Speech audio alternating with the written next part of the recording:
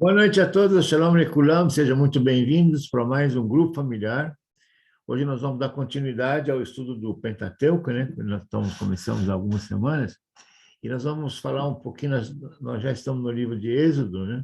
E exatamente por falar do Êxodo, hoje eu vou fazer para vocês uma pequena história a respeito da história de Israel, como Israel surgiu, de onde é que vieram, como é que veio esse povo, como é que ele foi parar no Egito, como é que eles foram escravizados, como é que eles saíram do Egito, por que isso tudo, para vocês entenderem por que o nome Israel, etc. Né? Então, para isso, acompanhe comigo. Se você já sabe, eu acredito que vai ter algumas informações aqui que você vai gostar de saber, tá bom? Começa comigo, então. Israel teve, historicamente, teve três patriarcas, né? Abraão, Isaac e Jacó, que é Abraão, Isaac e Jacó. Jacó, ele teve seu nome mudado para Israel. Coincidentemente, você vê que o nome Israel já começa aqui, né? Quer dizer, o nome de Jacó foi mudado para Israel e foi mudado por Deus, né? Muito bom. Mas então vamos saber como é que tudo começou, né? Onde é que está escrito isso? Está em Gênesis 32, 28, que fala: não te chamarás mais Jacó, mas Israel, pois como príncipe lutasse com Deus e com os homens e prevalecesse, né?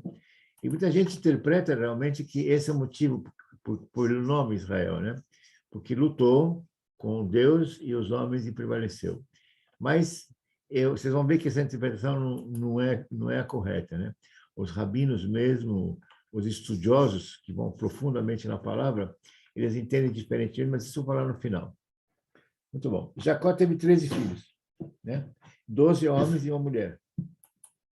Um desses filhos chamava-se José. E nós vamos falar hoje bastante sobre José. Então, vocês conhecem um pouquinho a história de José, mas hoje nós vamos destacar alguns aspectos do José. Ele era o filho preferido de Jacó. Jacó, ele teve esse filho com Raquel, que é a mulher que ele mais amou também. E ele, por ele ter sido preferido, provavelmente ele deve ter sido preferido por causa disso, mas ele foi odiado, muito odiado pelos seus irmãos, de uma forma que eles queriam matá-lo. E quando ele tinha mais ou menos 17 a 18 anos, eles levaram ele e jogaram ele num poço de verdade, né? Num poço verdadeiro, lá no fundo do poço. Eu estou falando rapidamente para vocês, porque senão não dá para entrar na história completamente, mas um dia, se vocês quiserem, eu posso falar especificamente sobre isso. Mas vamos na história assim, por cima. Eles jogaram ele no poço, mas enquanto ele estava no poço, aconteceu o quê? Apareceram os mercadores, né? Ismaelitas, e eles estavam ali, um deles falou: mas vamos falar, então, por que a gente não tenta vender ele como escravo? Eles falaram com esse pessoal ismaelita, os mercadores, e eles resolveram comprá-lo, e compraram por 20 shekels, 20 shekalim. Shekalim é plural de shekel. Shekel é uma moeda que até hoje funciona em Israel, né? E, de repente, eles levaram ele como escravo, né? E depois eles falaram para o pai, que o Jacó, falaram que ele tinha morrido, né? Mas, enfim, e ele foi vendido para quem? Para Potifar. Quem era Potifar? Era o primeiro oficial e capitão da guarda de quem? Do próprio faraó. Foi ele que comprou para ele trabalhar como escravo na casa dele, né? Ele se destacou tanto que, de repente, rapidamente, o Potifar colocou ele como capitão da própria casa dele. Ele começou a comandar todos na casa dele, tá? Então, o que aconteceu? A esposa de Potifar começou a se engraçar com ele, porque ele era um homem bonito, né? Ela se engraçou com ele e ela começou a fazer investidas sexuais com ele. Mas ele nunca cedeu, porque ele tinha uma conduta muito correta. Tá? E aí a mulher dele ficou com raiva de que ela não conseguiu que ele cedesse. Ela foi acusá-lo ao próprio Potifar, dizendo que ele não sei o quê, acusou ele.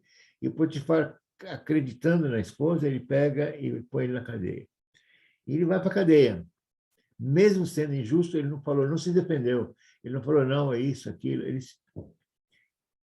foi para a cadeia. Na cadeia, ele se tornou-se conhecido como intérprete de sonhos. Ele era uma pessoa, ele conhecia sonhos. Aliás, já desde na casa dele, ele também interpretava sonhos. Ele, com os irmãos dele. Isso era um dos motivos que eles tinham raiva dele. Muito bom. E ali na cadeia tinha um padeiro-chefe e tinha o copeiro-chefe, que também estavam presos. Que copeiro-chefe e copeiro do faraó, certo? O copeiro e o próprio padeiro estavam presos dentro da cadeia junto com José. Muito bom. E aí os dois tiveram um sonho, certo? Os dois tiveram um sonho, cada um sonhou, e José interpretou o sonho dos dois. E coincidentemente não existe coincidência, ele acertou tudo que ele interpretou para eles. Um ele falou que ele ia morrer, outro ele falou que ele ia ser salvo. Exatamente foi exatamente o que aconteceu. Um foi salvo e o outro acabou sendo morto, né? Tá? E aí esse que está solto, ele voltou para a casa do faraó, ele estava lá trabalhando na cozinha do faraó como copeiro, etc. E até que chegou um momento em que o faraó teve um sonho. E esse sonho era que tinha 7 vacas gordas, 7 vacas magras. Vocês conhecem a história, mais ou menos, né? Mas vou explicar melhor. E aí, quando ele sonhou com isso, ele ficou muito incomodado, não sabia o que isso quisesse dizer, né? E ele pegou e mandou chamar os melhores especialistas, os melhores magos, né? Que tinha no faraó muitos magos que interpretavam sonhos, faziam coisas... Tudo que saía do comum, ele chamava os magos. Ele chamou os magos para interpretar o sonho dele. Eles tentaram interpretar, mas ele não se convenceu. Nada do que eles falassem serviu de nenhum deles, nenhum dos magos.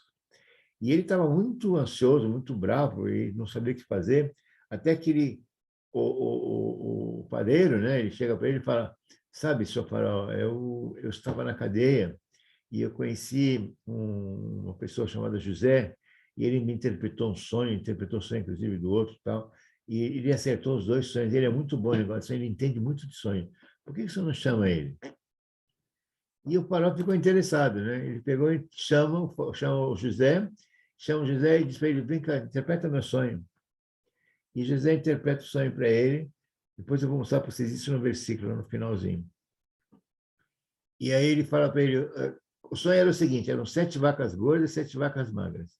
E as 7 vacas magras vinham e comiam e devoravam as 7 vacas gordas. Tá? Então José diz para ele: esses 7 vacas gordas são 7 anos de fartura que nós vamos ter aqui no Egito. E as 7 vacas magras são 7 anos de nada, não vai acontecer nada no Egito. Né? Então, era só fazer um parênteses para vocês. Quando o faraó disse para ele interpretar o sonho, ele disse: olha, não sei o que interpreto, não, o que interpreta é Deus. Mas tudo bem, nós vamos falar isso no final. E aí José, interpretando o sonho, ele convenceu o faraó, não convenceu o faraó, que ele não fez nada para convencer, mas o faraó creu na interpretação dele. E creu tanto que ele falou para ele: você cuidaria disso, então vou colocar você para cuidar das providências que têm que serem tomadas. E as providências que foram sugeridas pelo próprio José foi que eles fizessem durante 7 anos gordos, que tivessem uma reserva para servir de suprimento por 7 anos magros. E assim ele tirou o anel do dedo dele, colocou no dedo de José, colocou umas vestes de linho nele e deu até como esposa a própria Zenate, né? Deu ele como mulher. Naquele tempo, José, não sei se você sabe, ele tinha somente 30 anos de idade. Olha quanta coisa que ele passou até chegar aos 30 anos, e aí ele começou, aos 30 anos, ele passou a ser o primeiro homem debaixo do faraó. O primeiro homem. Tá? O homem mais importante da terra naquele tempo era o próprio faraó.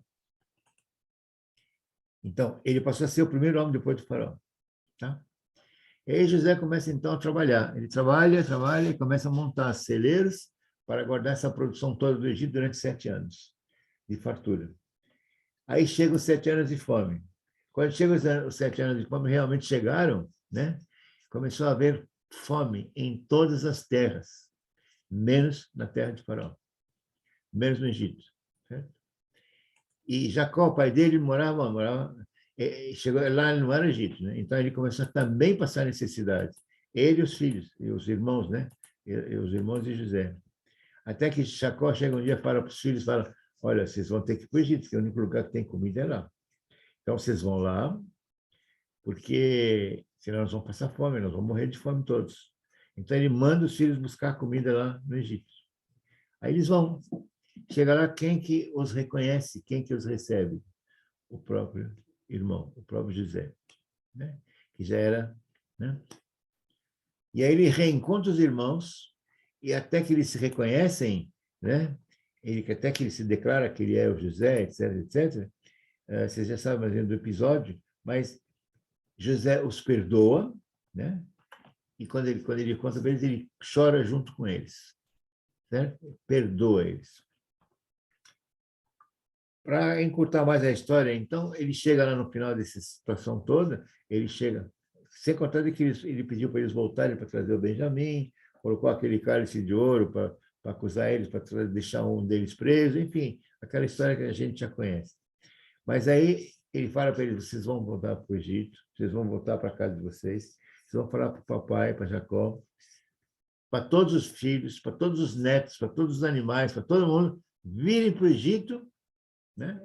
Eu pago tudo para eles virem, vocês podem vir do jeito que vocês tiverem, tudo que vocês tiverem. Nós vamos sustentar, eu vou sustentar vocês aqui no Egito, todos vocês.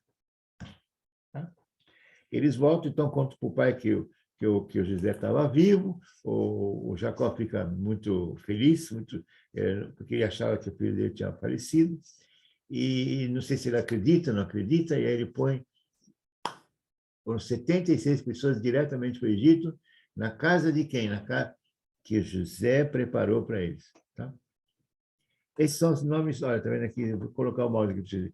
Zebulon e Sassar, o nome está aqui em português. Zebulon, Issachar, Ruben, Naphtali, Benjamim, Dan era menino, né?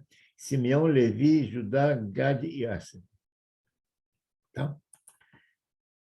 Aqui tem um episódio, então, em seguida, de que Jacó foi rebatizado por Deus como Israel. Quando Jacó foi rebatizado por Deus como Israel, ele chegou ao Egito, José subiu ao seu encontro e abraçou, chorando demoradamente. Certo? Quando Jacó foi rebatizado por Deus, tá? Como Israel. E aí, então, gente, nasceu o povo de Israel. Com o nome de Israel. Então, veja, ele foi rebatizado com Israel, reencontrou o filho, ele foram morar para o Egito, ele com a família inteira, foram 76 pessoas para morar no Egito. Ele já foi com o nome de Israel, não é mais Jacó, e aí começou o povo de Israel. Eles se instalam no Egito. Até quando? Até eles serem escravizados e mais tarde libertados por Moisés, Moshe. Né? Quando eles tiveram, depois que passaram pela escravidão, e eles passaram daquele sofrimento todo, né? Aí Deus manda um libertador. Aliás, Deus sempre manda um libertador, Deus nunca abandona a gente. Então, José nunca deixou em crer em Deus durante todo esse período da vida dele. Mesmo com a ascensão demorada de José. Quanto tempo levou para José chegar lá falar com o faraó?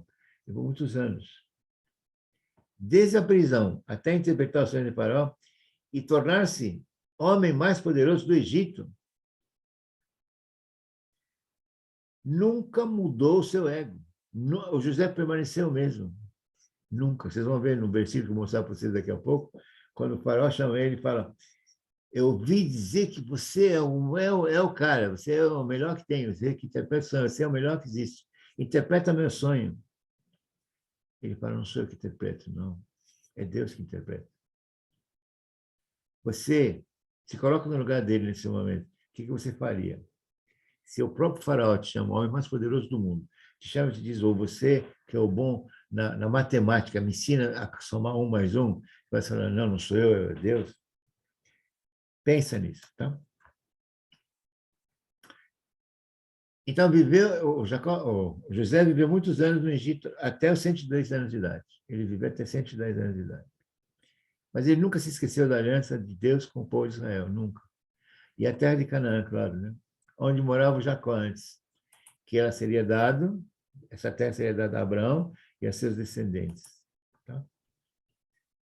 Tanto é que quando ele morre, ele pede para ser enterrado em Canaã, na terra onde o pai dele morava, né?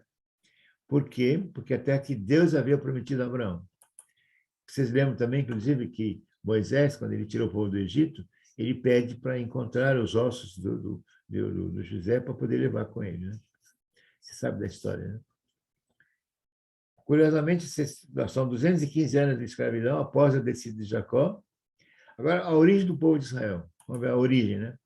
As tribos foram formadas como? Um dia eu vou falar só sobre as tribos. Hoje eu vou falar de uma forma muito rápida, mas um dia eu vou falar sobre as tribos. Só especificamente, e só para dar uma introdução, lá em Israel, até hoje, existem as tribos separadas das terras. A terra de Israel era separadinha pelas próprias tribos.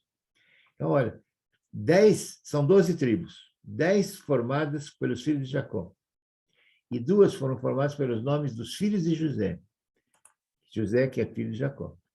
Esses são os nomes, tá? Depois vocês olhem com calma, se vocês quiserem, vocês copiam essas telas, e depois vocês podem olhar tudo isso junto. Mas eu pretendo falar somente sobre isso uma hora. Muito bom. Agora vamos fazer um histórico bíblico do que acontece, o que vocês vão ler na Bíblia. Nós já falamos de Gênesis e nós vamos falando de Êxodo, né? Se vocês forem em Gênesis, vocês vão ver a descendência do patriarca Jacó, que teve seu nome mudado por Deus para Israel. Tá? Está onde? Está em Gênesis. Jacó, ele casou com 2 mulheres, a Raquel e a Lia, e teve 2 concubinas, que é a Bilá e a Zilpá. Jacó também teve ao todo quantos filhos? Então, 12 filhos. E mais uma filha, que é a Diná. Tá? José, que é filho de Jacó, ele teve 2 filhos, Manassés e Efraim, que deram origem a mais uma tribo, a outra tribo. E seus descendentes seriam levados ao estado de tribos independentes. São os descendentes, né? Tá? Muito bom. Aqui eu trouxe para vocês uma árvore genealógica. Eu acho muito interessante. Se vocês quiserem, vocês copiam, e aí vocês vão olhar. Você vê que isso aqui eu peguei no Google, né? Se vocês forem no Google, vocês vão encontrar isso aqui. Vai estar desde Terã. Então, vocês vão ver aqui todos eles, tá? Rubem, Simeão, Levi, todos eles, tá? Zilpá, Lia, todos, tá? E assim foi até crescerem e chegar a incomodar o faraó. Porque o povo cresceu muito, muito rápido, né? O povo de Israel começou a crescer, começou a trabalhar, começou a ficar rico, começou a comprar, vender, tudo. E aí chegou uma hora que o faraó disse, esse povo está perigoso. Uma hora vão querer tomar meu lugar aqui. Então, eles são perigosos para o Egito. Nós temos que dar um jeito nisso. E aí ele começa a articular aquelas situações de matar os primogênitos, vocês lembram, né? Matar os primogênitos, e aí ele não consegue de alguma forma, eles continuam crescendo, e aí ele começa a escravizá-los. Aí começou a escravidão. E assim eles entraram pela escravidão. E a história vocês conhecem, até chegar num ponto em que eles não aguentaram mais, clamaram, que esse é o caminho para a gente falar com Deus. Guarda bem isso. Quer falar com Deus? Quer conseguir? Clama. Até eles clamarem para Deus, e Deus manda um Salvador. Tá? Muito bem. Essa rapidamente é a história. Agora vamos falar um pouquinho do significado de Israel. O nome Israel, de acordo com o versículo que nós já lemos agora, não te chamarás mais Jacó, mas Israel, pois como príncipe lutasses com Deus e com os homens e prevalecesses. Então, o pessoal normalmente acredita, quem traduziu, quem explicou o nome, os primeiros que tentaram explicar, eles disseram que a palavra Israel tem origem na palavra charit. Charit, vou colocar a mouse aqui para vocês verem. Charit. Charit em hebraico quer dizer lutar, quer dizer prevalecer. Por isso que eles falam, lutou e prevaleceu. Tá? Porém, não é essa a explicação que os rabinos mais entendidos conhecem no assunto. Né? O nome Israel ele tem origem, preste atenção, em Yashar El, Israel, Yashar, Yashar El. Tá? Yashar El vem de Israel. Yashar, em hebraico, que significa reto, honesto, honrado, cumpridor da lei. Pessoa justa, temente a Deus. Isso que quer dizer Yashar El, Israel, Yashar El. Yashar, reto, honesto, honrado, cumpridor da lei, temente a Deus, pessoa justa e temente a Deus. Isso quer dizer Israel. E com isso eu posso dizer para vocês que dá para entender agora melhor o que está em Lucas, né? Veja que está escrito em Lucas 3:5. Todo vale se encherá e se abaixará todo monte, e o que é tortuoso se endireitará, e os caminhos escabrosos se aplanarão. Esse é o sentido. Então, Israel é aquele que Deus endireitou em oposição a ser torto. Isso que quer dizer Israel. É aquele que Deus endireitou em oposição a ser torto. Tá? Então, como informação, se vocês não sabiam, saibam de que essa explicação de nome Israel. Agora, queria mostrar para vocês algumas coisas que a gente não pode deixar de falar sobre o que nós podemos aprender com José. Aliás, José, ele dá um exemplo assim, de vida maravilhoso para todos nós. Então, preste atenção que a gente pode encerrar com essa explicação. Quando Deus mostrou a José tudo que o Egito estava enfrentando, quando Deus mostrou a José que tudo iria enfrentar, as vacas gordas, as vacas magras, como está em Gênesis, que nós vamos ler daqui a pouco, Gênesis 41, 15, 32, José sugeriu ao faraó um plano econômico para salvar o quê? Salvar a população do Egito e também todos os povos vizinhos do mundo inteiro.